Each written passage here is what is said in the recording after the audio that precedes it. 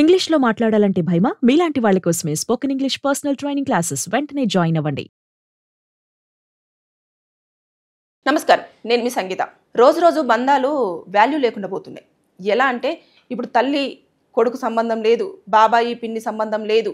ఎలాంటివి లేదు. అక్క, చెల్లి, అన్న, తోడికోడలు, కోడలు, బావ, బామర్ది, మామ, మేనత్త ఇలాంటి రిలేషన్‌షిప్స్ లేకుండా వాటినన్నిటిని కూడా కేవలం అక్రమ సంబంధాలుగానే మార్చడం జరుగుతుంది. అంటే నేను ఎందుకు ఇలా చెప్తున్నాను అంటే విజయనగరంలోని కెరటంలో ఒక నివ్వెరపోయే ఒక సంఘటన చోటు చేసుకుంది. మేనత్తతో మేనల్లుడు అక్రమ సంబంధం పెట్టుకొని మేనమామని ఎవరికీ తెలియకుండా ఊపిరాడకుండా చేసి చంపేయడం జరిగింది. చంపేసిన తర్వాత ఆ శవాన్ని తీసుకొచ్చి ఏదో ఊరికేనే కూర్చొని ఉన్న చోటనే కుప్పకూలిపోయాడు, చనిపోయాడు. అసలు ఎలా చనిపోయాడో హార్ట్ స్ట్రోక్ వచ్చినట్టుంది అని చెప్పేసి కుటుంబ సభ్యులకు చెప్తే మేనల్లుడే కదా, మేనమామనే కదా అని చెప్పేసి వాళ్ళు కూడా కరణం చేశారు. వారి రిలీజన్ ప్రకారంగా వాళ్ళు కరణం చేయడం కూడా జరిగిపోయిన తర్వాత ఈ విషయము జరిగి చాలా లేటుగా మనకు ఇప్పుడు తెలుస్తుంది. కానీ ఇది జరిగింది ఒక వారం రోజుల క్రితమే జరిగింది. కానీ ఇప్పటి వరకు ఈ విషయం ఎవరికి తెలియదు.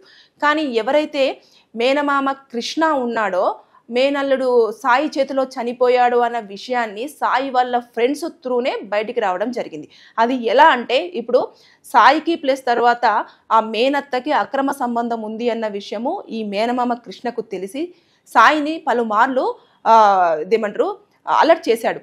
అరే అలా తప్పు, తల్లితో సమానము, నువ్వు అలా చేయకూడదు, నీకు అత్త అంటే తల్లి లాంటిది, నువ్వు ఇలా చేస్తున్నావు అలా చేస్తున్నావు అని వాళ్ళిద్దరి మధ్యలో ఘర్షణ వాతావరణం చాలా పలుమార్లు చోటు చేసుకున్నాయి. ఈ విషయాన్ని సాయి వాళ్ళ ఫ్రెండ్స్తో చాలాసార్లు డిస్కస్ చేశాడు. మా మేనమామ మా ఇద్దరి మధ్యలో అడ్డుపడుతున్నాడు, వాడిని ఎలాగైనా నేను చంపేయాలి అని చెప్పేసి చాలాసార్లు కూడా ఫ్రెండ్స్తో డిస్కషన్ చేశారు అని చెప్పేసి వాళ్ళ ఫ్రెండ్స్ చెప్పడం జరిగింది.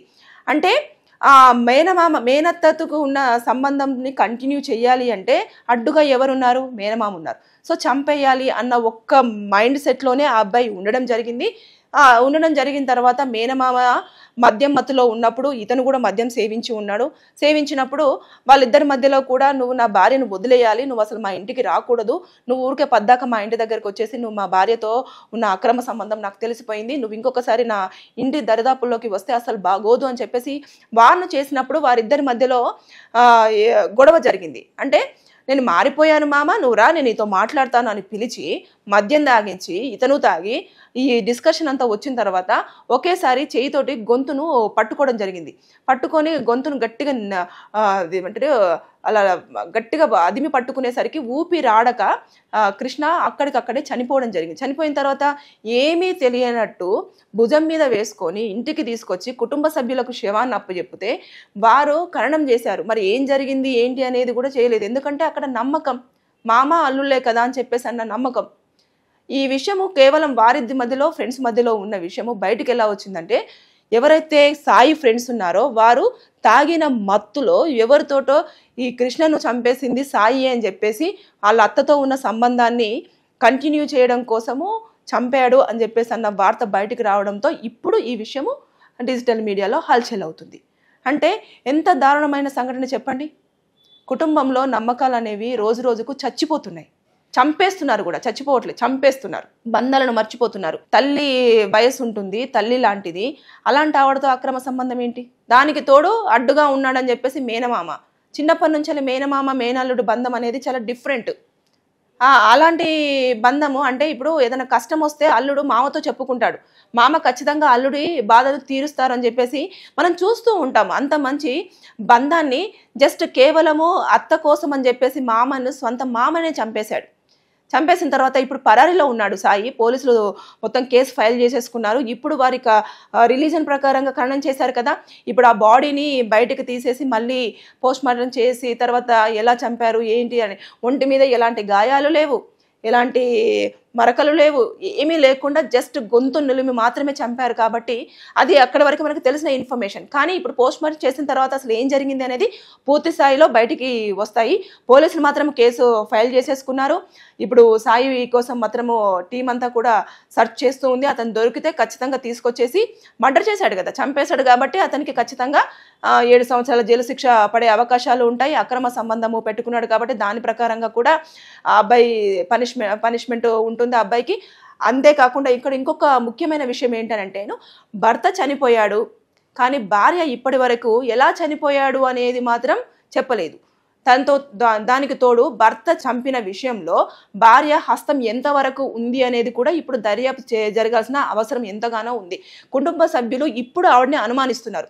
అంటే అక్రమ సంబంధం ఉంది అని చెప్పేసి బయటికి వచ్చింది కదా, కాబట్టి వీరిద్దరు కలిసి ప్లాన్ చేసి చంపేశారా, లేదు అనుకుంటే ఈవిడ కోసం ఇతనే తెలియకుండా ఈవిడకి తెలియకుండా చంపేశాడా అనే కోణంలో కూడా అన్ని రకాలుగా ఇప్పుడు మొత్తం ప్యాక్ అయిపోయాడు సాయి. కంపల్సరిగా ఇప్పుడు ప్రతిదీ కూడా ఎంక్వైరీ జరుగుతుంది. ఫ్రెండ్స్ని పిలుస్తారు, మాట్లాడతారు. అదేవిధంగా ఆవిడని భార్యని పిలుస్తారు. ఖచ్చితంగా ఏం జరిగింది ఆ రోజు అని చెప్పేసి దానికి ముందు దానికి తర్వాత చనిపోయిన తర్వాత జరిగింది, ఆవిడ చనిపోయిన తర్వాత ఉన్న విధానాన్ని కూడా చూడడం జరుగుతుంది. చుట్టుపక్కల వాళ్ళందరినీ కూడా ఎంక్వైరీ చేస్తారు.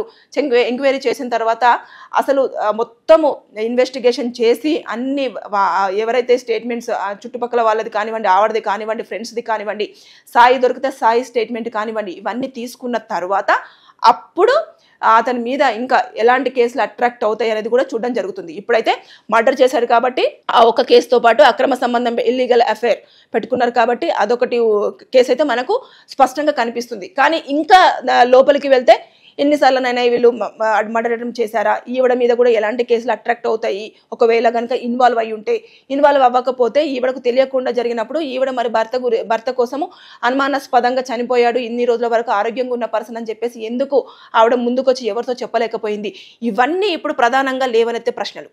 కాబట్టి ఇన్ని యాంగిల్స్లలో కూడా పోలీసులు ఇప్పుడు దర్యాప్తు చేస్తారు. చేసిన తర్వాత ఇందులో ఇంక ఎవరెవరు ఉన్నారు, ఎవరెవరి హస్తం ఉంది, ఎవరెవరు ఇన్వాల్వ్ అయ్యారు అనేది చెప్తారు. ఏదేమైనా సరే కానీ బంధాలన్నీ కూడా రోజు రోజుకి విచ్ఛిన్నమైపోవడం ఒక పక్కన పెట్టేస్తే కుటుంబాల విలువలను కూడా తగ్గించే విధంగా ఇలాంటి సంబంధాలు పెట్టేసుకొని ఎక్కడికక్కడ చంపేసుకుంటున్నారు. ఇది చూసుకుంటే సొంత మేనమామను మేనల్లుడు చంపి కరణం చేయడం అంటే అసలు ఇంతవరకు అందరు కూడా విజయనగరంలో ముక్కున వేలేసుకొని నివ్వరబోయారు. ఇట్లా జరిగిందా, అసలు మనకు తెలియలేదు, ఎప్పుడు జరిగింది, ఎలా జరిగింది అనేది ఇప్పుడు ప్రతి ఒక్కరు ఆలోచిస్తున్నారు. ఎప్పుడైనా సరే జాగ్రత్తగా అందరూ ప్రతి ఒక్కరు కుటుంబంలో చేయాల్సింది ఏంటి అని అంటే నేను పర్సనల్గా అడ్వైజ్ ఇవ్వాలనుకుంటున్నాను. ఎవరి మీదనన్నా చిన్న అనుమానం ఉంటే కుటుంబ సభ్యులు కొంచెం జాగ్రత్తగా హ్యాండిల్ చేయండి. వారిని కూర్చోబెట్టి మాట్లాడి వారికి ఒకరికొకరు ఇష్టం ఉందంటే వదిలేసి మీరే బ్రతకండి అని చెప్పేసి వాళ్ళని వదిలేయండి. లేదు అనుకుంటే చట్టాల ప్రకారంగా వెళ్ళి ఏదైనా న్యాయం జరుగుతుందేమో చూడండి. అంతేగాని మేమే సాల్వ్ చేసుకుందాము అంటే ప్రాణాలు కోల్పోయే సిచ్యువేషన్స్ కూడా చూస్తున్నాం కదా, ఇలాంటివన్నీ జరుగుతూ ఉన్నాయి. సో దయచేసి ఈ వీడియో చాలా మందిని కలవరపెట్టింది. మేనమామని చంపడం అంటే మామూలు విషయం కాదు. అక్రమ సంబంధాల కోసం బంధాలన్నీ పోతున్నాయి, బంధుత్వాలన్నీ కూడా తెగిపోతున్నాయి, అసలు రిలేషన్షిప్స్ అన్నీ కూడా చచ్చిపోతున్నాయి, చంపేస్తున్నారు. ఇవన్నీ జరుగుతున్నాయి కాబట్టి జాగ్రత్త. ఇంట్లో వాళ్ళని కూడా నమ్మని రోజులు ఇవి. Thank you.